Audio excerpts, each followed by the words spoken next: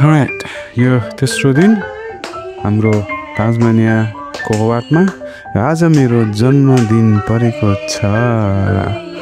आज फ्यामिलीसँग म जन्मदिवस मनाउँदैछु। परमेश्वरलाई धन्यवाद।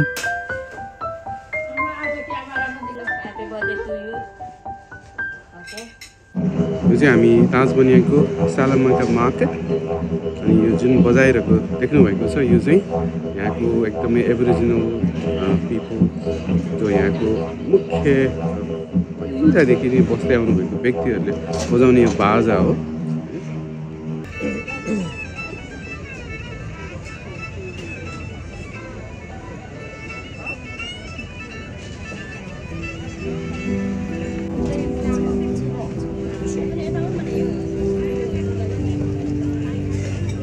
र तपाईहरुलाई हामी देखाउनेछौँ यो मार्केटमा चाहिँ विभिन्न यहाँका बासिन्दाहरूले आफ्नै उत्पादन है प्रोडक्टहरु उहाँहरूले राख्नु हुँदो रहेछ।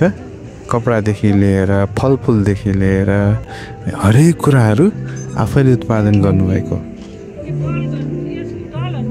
यसबाट हामीले केही सिक्न सक्छौं है। आफ्नै उत्पादनहरुलाई एउटा महत्त्व दिने मार्केटिङहरु गर्ने।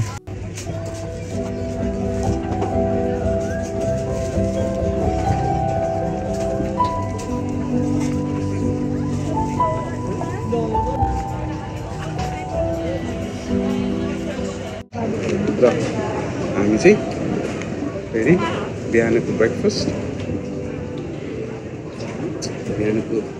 चाहिँ सालामान्का कफी एन्ड डोनट्स। यो चाहिँ क्याप्चिनो। प्रौले धन्यवाद।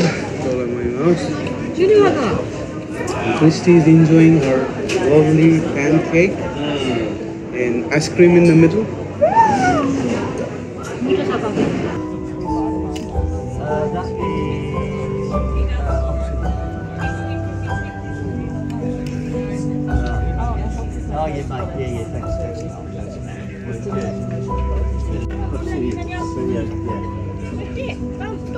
Wow.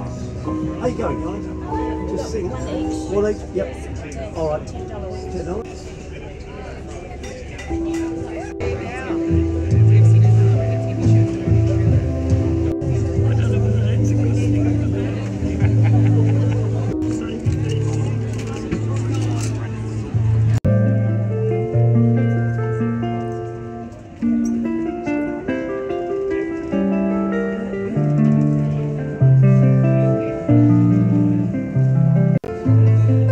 उहाँले 8 स्ट्रिङ्स गिटार बजाइरहनु भएको छ।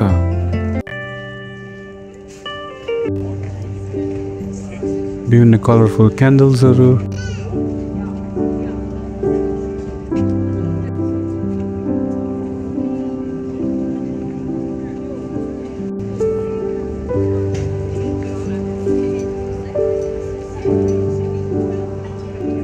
ह्यान्डमेड चक्कोहरु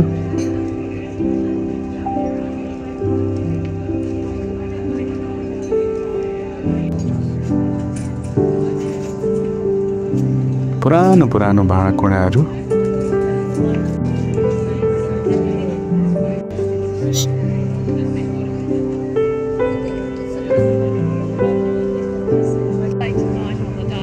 मेडम बार छ यहाँ।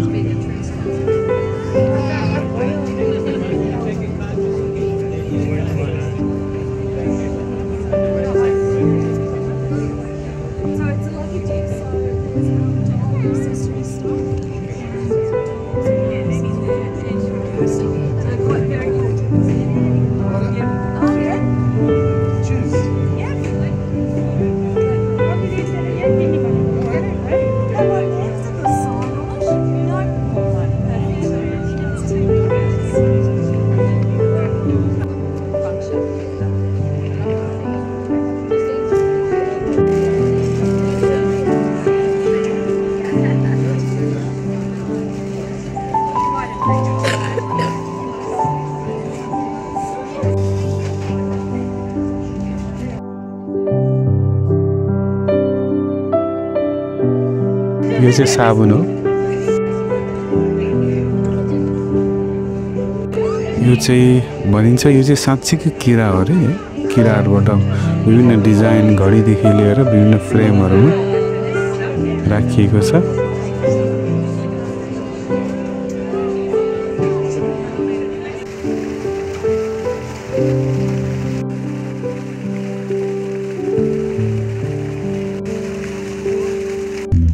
अनि ठ्याक्कै त्यही दिनमा चाहिँ नेपाली फेस्टिभल पनि भएको रहेछ अर्को साइडमा हुँदै थियो है त्यहाँ चाहिँ यो स्टेज तयारीहरु भइरहेको छ नेपालीहरु चाहिँ अलि परबाट उहाँहरु र्यालीमा आउँदै हुनुहुँदै रहेछ है हामी चाहिँ ठ्याक्कै त्यतिबेला पुग्यौं यहाँ नेपाली स्टलहरु तयारी हुँदैछ एजुकेसनल कन्सल्टेन्सीको स्टलहरु र विभिन्न नेपाली रेस्टुरेन्ट फुड स्टलहरु चाहिँ यहाँ तयारी हुँदै थियो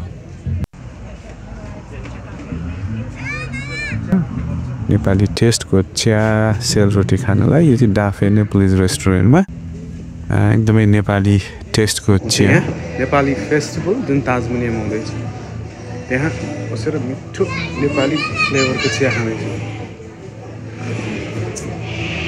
नाइस अनि यता चाहिँ सालमनका मार्केट हुँदैछ र यता चाहिँ यो रुखको पछाडि नेपाल फेस्टिभल हुँदैछ यो चाहिँ कन्दरा ब्यान्ड उहाँहरु जस्ट प्र्याक्टिस गर्दै हुनुहुन्छ अहिले त कोही पनि हुनुहुन्न खाली मेरो छोरी मात्रै छ हामीले बच्चैदेखि गाउने है जोमसोमै बजारमा हैन सरी हिउँ त होइन भन्ने गीत उहाँहरुकै गीत हो हामी बच्चैदेखि गाउने गर्थ्यौं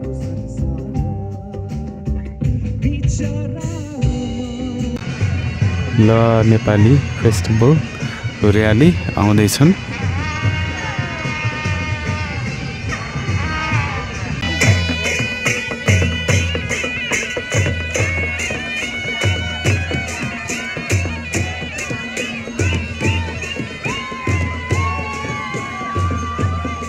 नेपाली बाजा गाजाका साथ नेपाली वेशभूषामा नेपाली झण्डा र साथसाथै अस्ट्रेलियाको झण्डालाई पनि फहराउँदै ढाका टोपीका सहित अस्ट्रेलियन पुलिसहरुको सेक्युरिटीमा नेपाली र्याली भइरहेको छ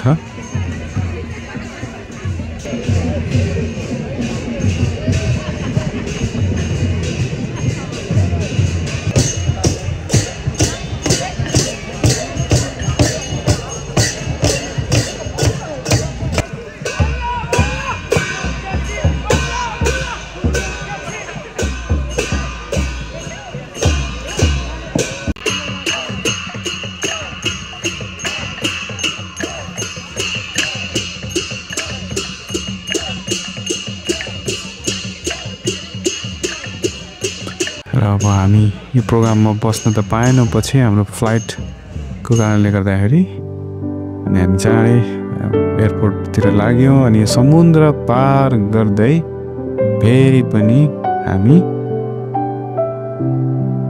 प्लेनमा पनि